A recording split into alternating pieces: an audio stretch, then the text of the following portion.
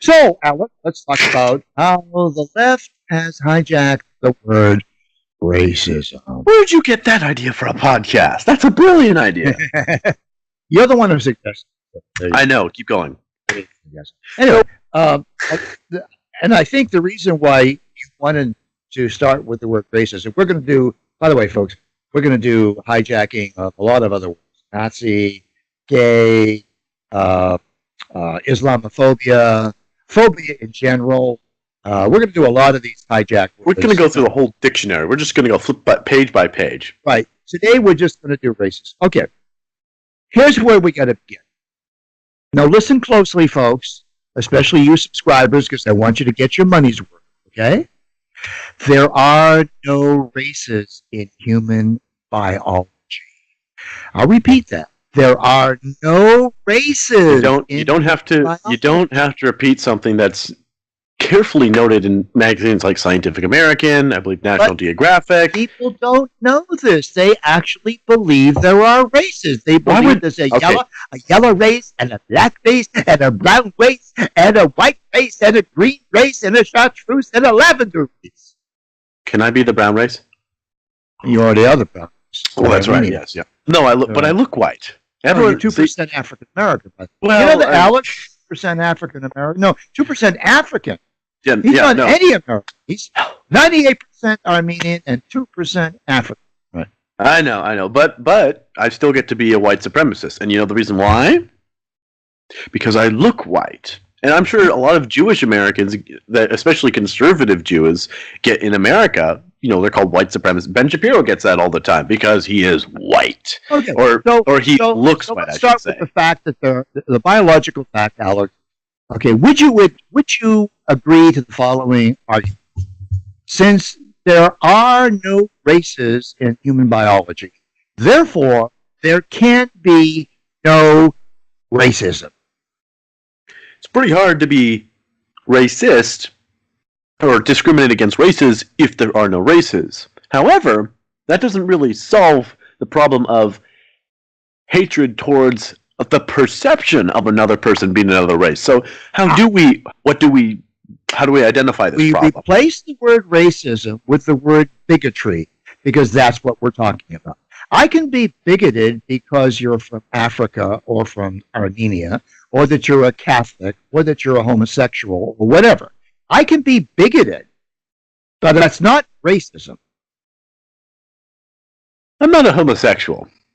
Well, I'm glad you've thought that through. Or Catholic. I'm saying, if you I know it's redundant nowadays. If you were a homosexual, I know it's redundant. I could be bigoted against all homosexuals, but that has nothing to do with racism. Race and racism is a social construct. It was invented by sociologists. Okay?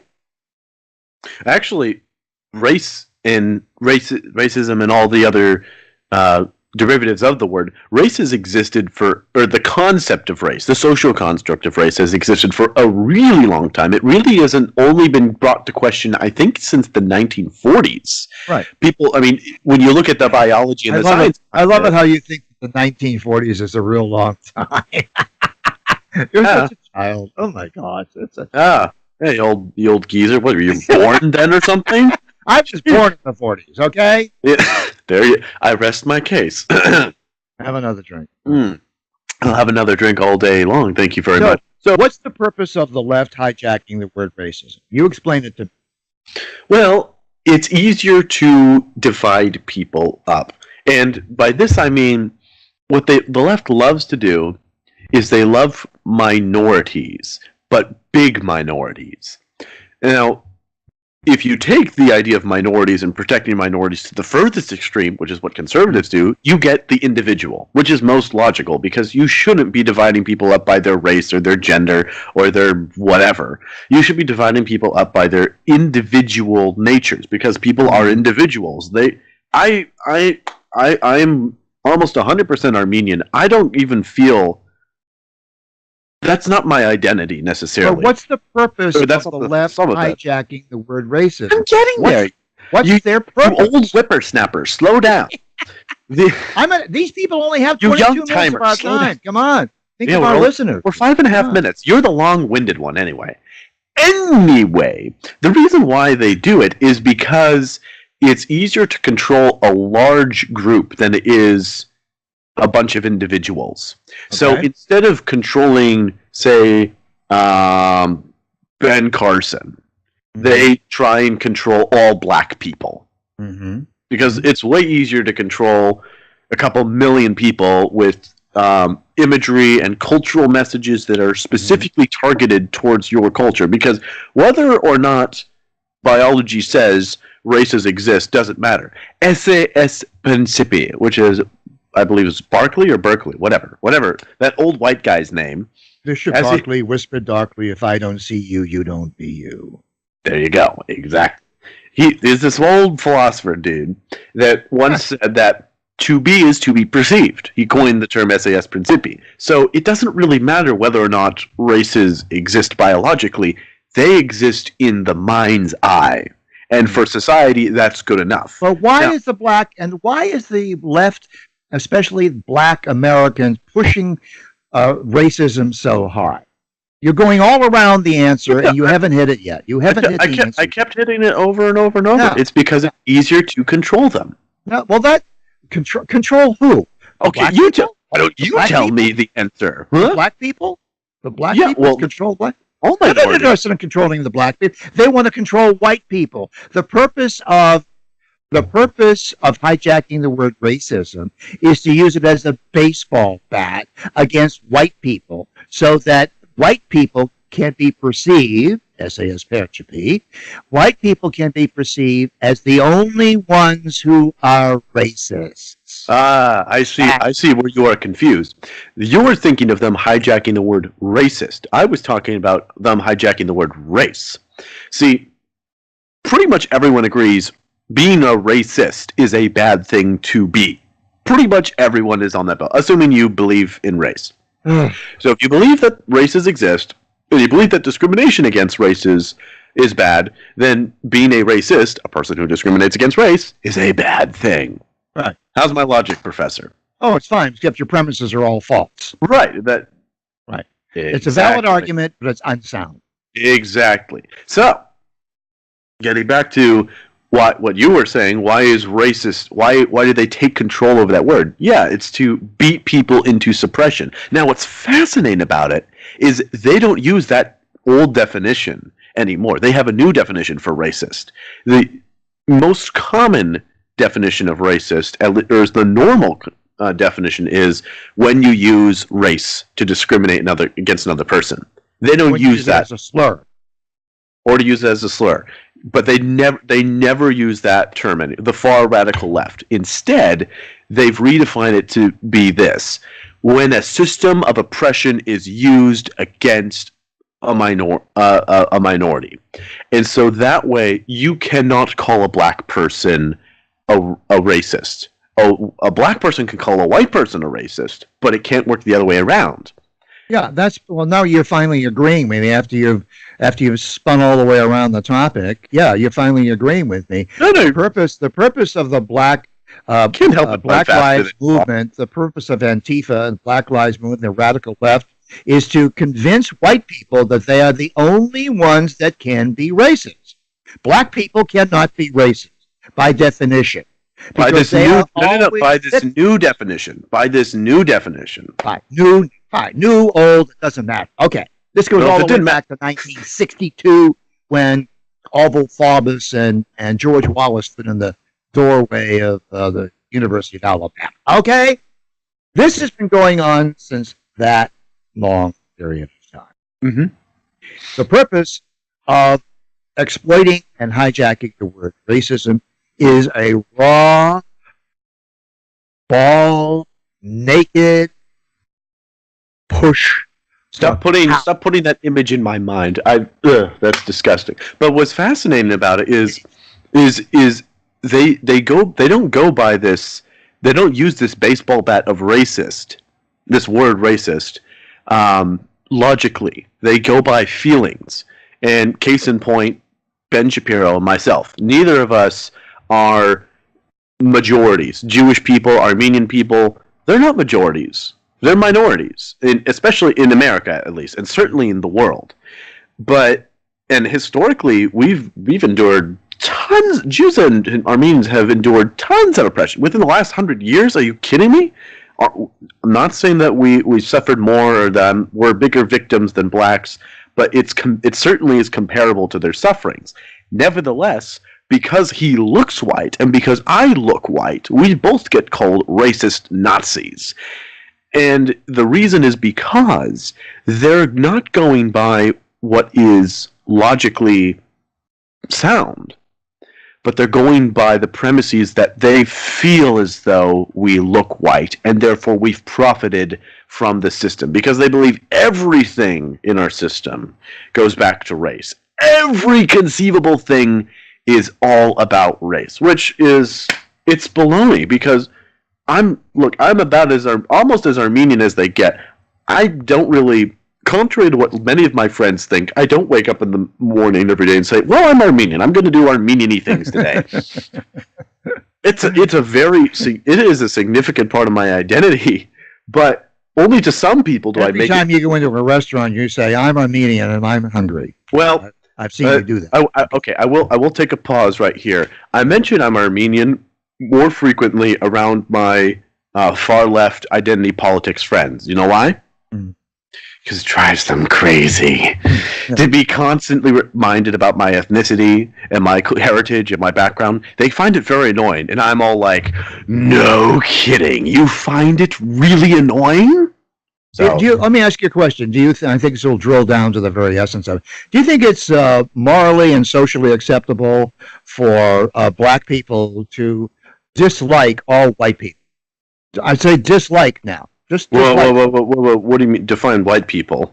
White people. People who look white, okay? You look white. Hate you because you look white. Okay. Well, is that their only justification for hating white people? No. This is a simple question. Is it socially and morally acceptable and politically acceptable under the Constitution of the United States for a black person to say, I don't like white people?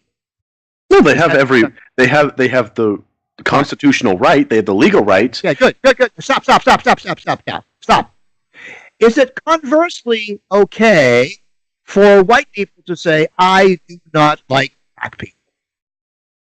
In what, socially, morally, or just legally? Under the Constitution of the United States. Same question. They have the right to say that. Okay. They have the right to say that. That is what is the third rail of American politics. If I were to walk into a room of black people and say, I'd like to make an announcement, I don't like all black people, the room would explode.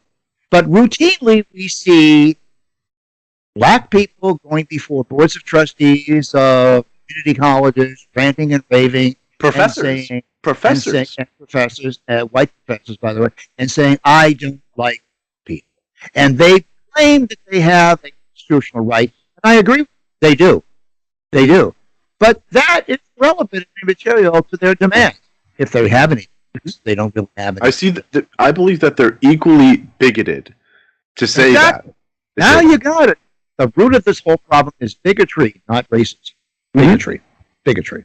Well, that's the other thing, is that what we're trying to unravel is this whole this specific hijacking of the word race and the word racist is specifically to shift blame away from the individual right on over to other people's fault. Right. My problems are other people's fault. Victimhood, at least victimhood. Right. And victimhood leads to welfare and giveaways. And there's no way that the United States can ever recompense all living black people for the slavery, the cancer of slavery that was inflicted upon African Americans who were brought here as slaves. There's no amount of money on the planet that could compensate them for that. I would argue, how about 500,000 dead white Union soldiers? Yeah. Well, That probably comes as close as it's going to get to. You know what William O. Douglas actually proposed? No, I don't. I don't know what William O. Douglas posted. You know why the country of Liberia was formed? No. There was, after the Civil War, there was actually a program to get a piece of territory in Africa, call it Liberia, which means free, and repatriate African slaves back to Africa. Okay? And the reason was because they're never going to fit in after being slaves and being sons and daughters of slaves. And this is proposed by black people. Look up, do your history, do your research, look up why the nation of Liberia was established. Mm-hmm. It wasn't established by white people. It was established by black people. Now, the overarching problem, again, I want to restate, is that if we're just going to be blame shifting, mm-hmm. it's not problem solving. Because, I mean, pretty much everyone, I can't think of one person in the history of humanity that didn't have something to complain about. No matter how well off you were, there's always going to be problems. You may not think that certain people have real problems. No, but even as groups, Armenians, Irish. Sure. The only ones that don't have anything to complain about are the English, the Brits. Well, have you seen the Brexit deal? Have you seen the Brexit deal? I mean, they're getting pretty screwed over. At one particular time, Britain had enslaved 1/3 of the entire planet. Really? 1/3. Well, they owned about a quarter of it. Yeah. No, Britain, but even the British, who have been the perpetrators of so many atrocities, you can talk to any British person nowadays, and they're going to list their problems. Oh, I got to pay my bills. I got to pay. How do they talk? They talk in some stupid accent. I'm not going to try. They have problems too, and it's stupid for us to shift all of our problems on the British, right, or the Turks, or you name the ethnicity, because I can't think of one ethnicity that hasn't oppressed enough that some other. Pretty much. Black Lives Matter and their white enablers have latched onto something that is a perpetual welfare ticket, because they can keep demanding more welfare, more giveaways, more quotas for hiring, for places in college and university, because there's no way to compensate living black people for the horrors of slavery that were committed against Africans. It Absolutely. Can't be done. It can't be done. No. So why play that game? Why? If it can't be done, why are white people trying to play the game? I don't understand this. I'll leave our audience with two things. I'm thinking of two black conservatives. I don't know if both were always conservative or not. I'm thinking of Ben Carson and Star Parker. Yep. Both started pretty much rock bottom. Mm-hmm. Not even okay, because you can look at the standard living for African Americans in the United States. They were pretty much the lowest tier you can imagine. Welfare, at least Ben Carson was raised single-parent home. And I hear this again over and over and over by Black Lives Matter advocates, and it's such a disgusting lie. Not everyone can pull themselves up by their bootstraps. Not everyone has that. That is the biggest heap of garbage. It's garbage. That is exactly what keeps. It's insulting. It's insulting to them, by the way. It is absolute. Not just to African Americans. What it means is they're incompetent as a human being. They're literally acknowledging what society, what they perceive society has said upon them. That we can't do it unless the white man comes and helps us. How? But these two individuals, Star Parker, Ben Carson, rose to be not just the top 1%, but real game changers. And both of them understood what it meant to continue down that road of victimhood, taking welfare checks in. Yeah. The reason why both of them changed is they both started to learn something new. In Star Parker's case, she became a born-again Christian and decided that she needed to change her life. She changed herself. Nobody gave her a special bump in her minimum wage job, or if she had she probably didn't have a job, or welfare check. Same thing with Ben Carson. What his mom did? She gave him a book to read a week. Demanded that they turn off the TV, no TV for basically the most of his childhood. And she went to the library and took the book out for him. Yeah, but you know that? Oh, did you know this? She didn't know how to read. She couldn't read. Yeah. She had a second grade education. She went to the education. library and she would get him a book and bring it home and he would read the book. Isn't that an amazing story? And she would demand that he write a book report on it. Yeah. And she would highlight it and write good as best she could. She didn't know what she was. I'd like to add, I know we're going to cut this short, but I'd like to add Clarence Thomas. Those of you out there who believe that black people cannot raise themselves up out of poverty, they should really look at Star Parker and Ben Carson. And I'd like to add Clarence Thomas to that list. Amazing, amazing. And I also want to offer a challenge to all these listeners. Can you think of one black person in America? I mean, let's just leave out the rest of the world for now, because I really believe that blacks in America have it better than any other country in the world. Mm. Can you find me one black person who started at the very bottom, like comparable to the other people we mentioned, rose to the top of the success of their careers, and became flaming SJW liberals? No, they don't. I don't know of anyone. No, they're all conservative. They're all conservative. Anyway, this is a great discussion. We're going to drill down more, folks, on hijacked words. So stop using the dictionary of the left and the far left. Don't use these words anymore. Just use the proper words. But make sure to have fun. Cheers, Alex. Cheers and delirious. That doesn't rhyme. Bye. What are you whining like a baby?